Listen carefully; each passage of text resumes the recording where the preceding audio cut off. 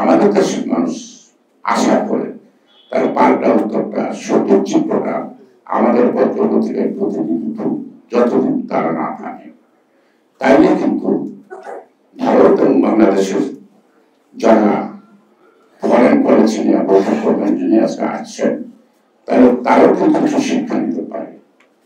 কিন্তু সেই শিক্ষাটা আমরা কিন্তু দিচ্ছি না। আজ থেকে 6 বছর আগে একটা জার্নালে আমি পেয়েছিলাম, সেখানে দেখা গেছিল ভারতে স্বাস্থ্য খাতের রাজস্ব আয় 64% সোর্স বাংলাদেশ আর 36% হলো ভারত। যেখানে ভারতে 130-140 কোটি লোক, তার থেকে 36% আর্ন করে রাজস্ব, আর বাংলাদেশের 17 কোটি লোক থেকে তারা রাজস্ব আর্ন করে স্বাস্থ্য খাতে মাত্র 64%। আবার যদি হোটেল খাত করি, তারপরে যদি আবাসনের কথা বলি, তারপরে যদি কেনাকাটার কথা বলি, এটা থেকে কত রাজস্ব যায়?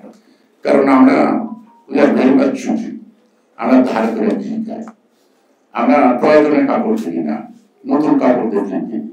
এটা কিন্তু ভারতবর্ষে নেই। ছোট দেশ বড় দেশ বলে কোনো কথা নাই। প্রত্যেকটাই দেশ কিছু না কিছু কোনো না কোনো ভাবে নির্ভরশীল। আমেরিকা অনেক বড় রাষ্ট্র, অনেক শক্তিধর, অস্ত্র বানানো ছাড়া আর কোনো কারখানা নাই।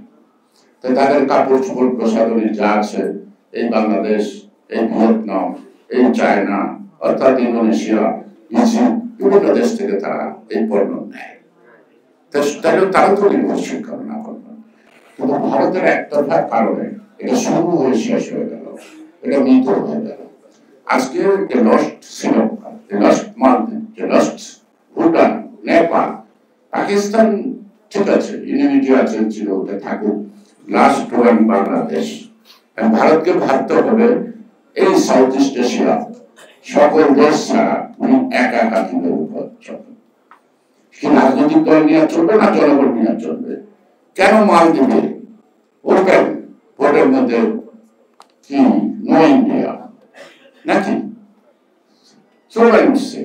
আজকে নেপাল তারা দরিদ্র, তারা মাথা চুচু করে দাঁড়িয়ে আছে, তারা ভারতের সাথে আপোষ করছে না। তাহলে দেখতে দেখতে কি দেখা যাচ্ছে? সবাই গেল। এই ক্ষেত্রে একটা বিচার, একটা গল্প শুনছিলাম।